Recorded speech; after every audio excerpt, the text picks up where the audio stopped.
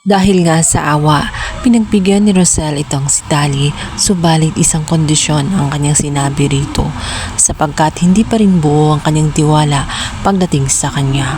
Ayon sa kanya, ang kanyang mga mata ay manatiling nakatutok sa kanya.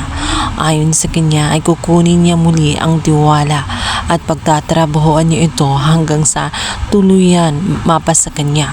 Sa ngayon ay obserbahan pa ni Rosel ang mga galaw nga nitong si Tali kung talaga totoo ang kanyang sinasabi na pagbabago. Sa kabilang banda, dahil nga sa matinding away na nangyari kina Melania at kina Tali, tuluyan niyang napaamin itong si Melania dahil nga sa relo na nakita niya sa box ni Melania at natatandaan ni Tali na yun yung relo na binigay niya kay Darius matapos niyang matuklasan na si Darius pala ang kanyang ama sapagkat sabik na sabik si Tali na makasama ang kanyang ama. Kaya naman bumabawi ito at masaya siya na nakilala na nga niya ng tuluyan ang kanyang totoong ama. Ngunit yun na pala ang huling oras sapagkat namatay na nga ito. At dahil nga sa galit at emosyon nga nitong si Tali na ipalabas niya ang lihim ng kanyang ina kung saan inamin din nito mismo sa kanya na siya mismo ang dahilan kung bakit nawala ang kanyang ama sapagkat napatay nga niya ito nang hindi sinasadya. Isinalaysay na rin ni Melania kung paano humantong sa ganoon ang mga pangyayari.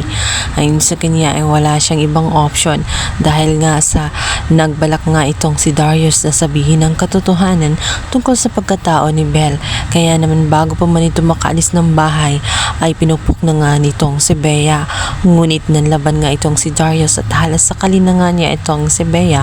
Kaya naman nawala sa ulirat ito ngang si Darius at hindi pa nga siya nakontento para matiyak na hindi na nga ito makaligtas ay sinundan pa nga niya ng pagpukpok na siya naging dahilan kung bakit tuluyang nawala nga ang kanyang hininga. Nagdilim ang paningin ni Melania. Mahal na mahal niya si Darius subalit nakita niya na talagang iiwan na siya sa ere at ang mga pangako nito ay hindi natupad at naisip niya na mas mabuti na lamang na walang makikinabang sa kanya kung hindi lamang din siya ang pipiliin. Nanlumos si Tali sa kanyang mga natuklasan. Inis na nga siya kay Melania. Nakita na niya kung anong klaseng pagkatao ang kanyang ina.